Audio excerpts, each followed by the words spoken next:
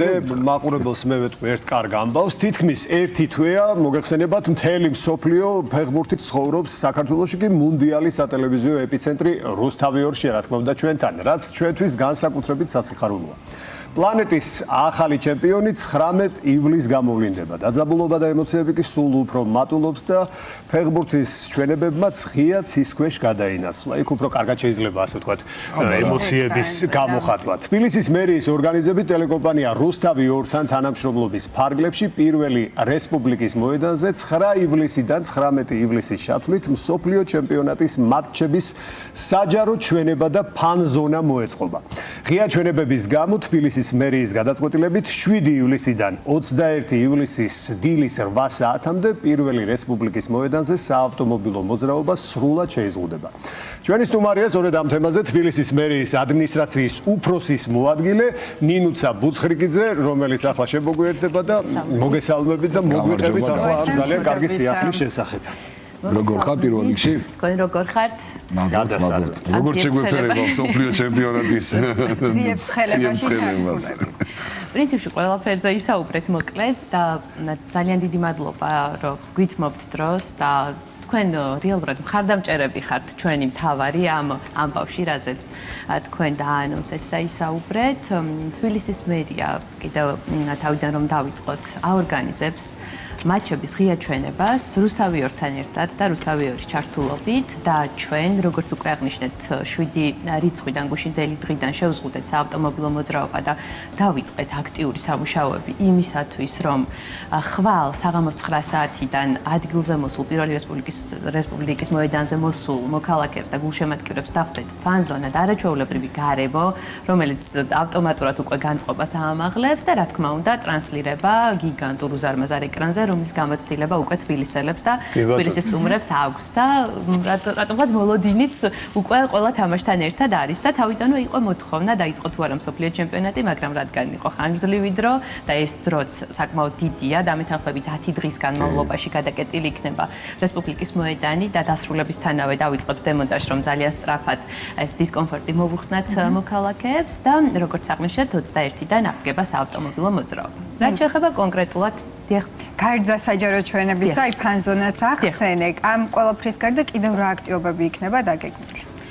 კი ბატონო, გამომდინარე იქიდან რომ 10 დღის განმავლობაში უწყვეტად დაკეტილ მოედანზე, ასე ვთქვათ, თავისუფლება არ და ვერ გვექნებოდა, რა თქმა უნდა, ყოველდღიურად იმ დღეებში, როდესაც არ გაიმართება მატჩის ჩვენებები და არ იქნება თამაშები, აქტივობა მაინც გვაქვს დაგეგმილი და ყოველდღიურად იმ დღეებში, როდესაც არ იქნება ტრანსლირება 19 საათიდან 23 საათამდე იქნება ძირითადი აქტივობის პერიოდი და ყოველდღიურად 19 საათიდან 23 საათამდე ყველა ასაკობრივ კატეგორიაზე გათულ გულშემატკივარს ველოდებით, გამომდინარე იქიდან რომ საბავშვო აქტივობები მრავლად გვაქვს.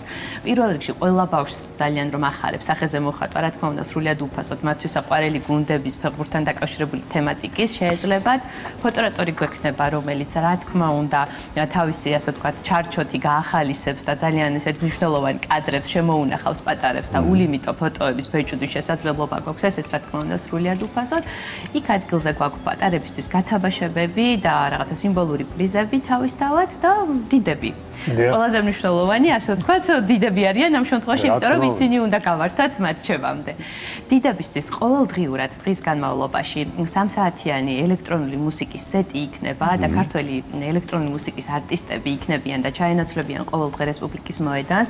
მათ შორის თამაშის დაწყებამდე 4 საათით ადრე აიღებს ხოლმე სტარტს ეს აქტივობები, რაზეც ახლა ვსაუბრობ და იმ დღეებში, როდესაც არ იქნება ტრანსლირება, გითხარით რომ 19 საათიდან ყველას გელოდებით პირველი რესპუბლიკის მოედანს. ესე იგი, ჩემონიკა, როცა ფეხბურთი იქნება, უკვე მეოთხე ფინალზე. ჩვენი ის კუთხე გვექნება რუსთავიოს იქ, რომ შეგიძლია იქაც მოგიწევს ყოფნა. რა თქმა უნდა, მარტო მატჩის სანახავად კი არა, მიხვიდე მთელი დღე დაგეგმო, გაერთო ასეთი კარგი აქტივობა და მე ძალიან მიხარია გაბატონინო, რომ ჩვენი არხი რუსთავიორი აქტიურად არის ამ ყველაფერში ჩართული და ყველა სიახლეს რაც იქნება რუსთავიორის მაყურებელი. ეკრანი დიდი რომ იქნება, ამას ახლა კითხვა არ ჭირდება და ეკრანი არის გიგანტური 13 9.5 7-ზე კონკრეტულად ზომა თუ გაინტერესებს. როგორ მიხარია ჩემი ხმაც რო იქნება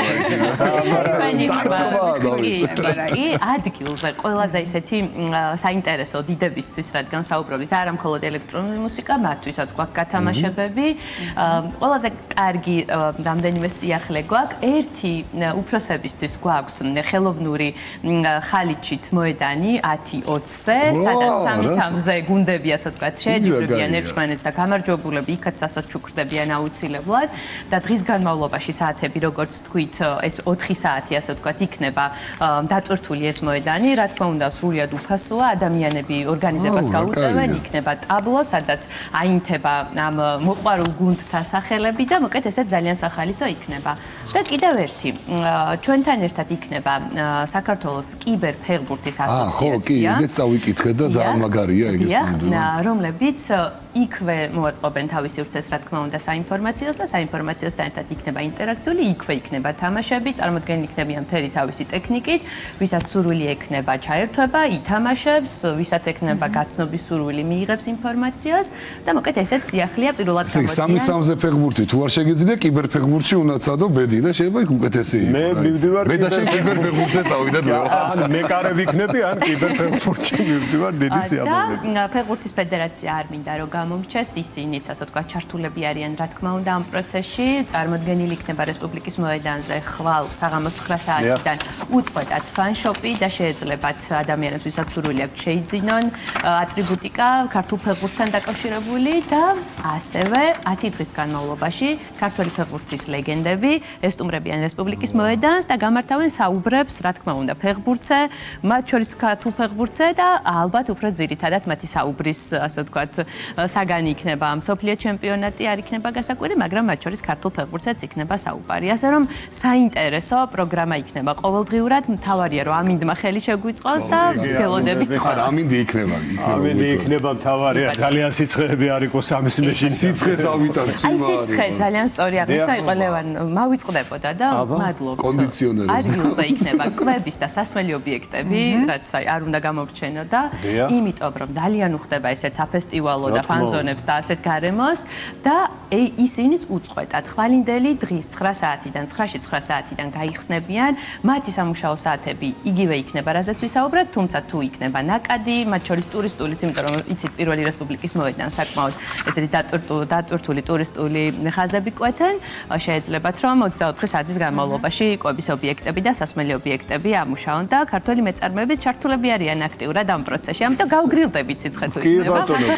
ტემპერატურაც მოიმატებს, პირველი რესპუბლიკის მოედანზე დიდი ციებ-ცხელება ანამდუოთ, ფეხბურთის თამაშიც შეგვიძლია, გარდა იმისა, რომ რა თქმა უნდა დიდ ეკრანზე საჯაროდ ყველანი ერთად მოყურებთ. ესეთ ინიციატივებს ყოველთვის მივესალმებით და თბილისის მერია ყოველთვის ჩართულია ხოლმე მსგავსი სახის კომფორტის მოწყობისთვის ადამიანებს. მარტო გულშემატკივრისთვის კი არ არის კარგი, ახლა იმ ადამიანებისთვის, ვინც მეწარმეები არიან, ის მათთვის რამხელა გამოწვევა, თავისი პროდუქციის წარმოდგენა შეუძლიათ, თავისი წარმოჩენა შეუძლიათ და შესაძლებლობაა და ამისთვის რა თქმა უნდა. ქართული არტისტებიც, რომლებიც ვისაუბრე, რომ ჩართულები იქნებიან მრავლად 10 დღის განმავლობაში და ადამიანები წამყვანები, თქვენი წამყვანები აქტიურად ადგილიდან იმუშავებენ და ღია სივრცე, რომელიც ასე ვთქვათ მოწყობილი გვაქვს სპეციალურად თქვენი გარემოსთვის, საიდანაც ჩართვები გექნებათ, ამიტომ იქ მოსული ადამიანები ძალიან მრავალფეროვან, ასე ვთქვათ, აქტივობის შემწრეები გახდებიან და აქტივობებს იხილავენ და მათ შორის თქვენი გადაცემები, რომლებიც პირდაპირ ეთერიდან იქედან გაიმართება, ძალიან საინტერესო საყურებელი იქნება, ჩემი აზრით ადგილზე. შეიძლება რაღაცა შუადღებას მოიფიქროს. რა შეიძლება? შეიძლება, არის. მე კარგი, არ თქვი ახლა ხმამაღლა ჯერჯერობით. ჩართვაც გვექნება აგერ ეხა ხვალიდან და ასე შემდეგ. მოკლედ შევხვდებით იქ აუცილებლად. მოკლედ ჩვენი სტუმარი გახლავთ. გართობა არ გვეშლება გიგავერთობით. თბილისის მერიის ადმინისტრაციის უფროსის მოადგილე არაჩვეულებრივი გოგონა ნინუცა ბუცხრიგიძე, რომელსაც ძალიან საინტერესო ამბები მოგვიყვანა. მადლობა.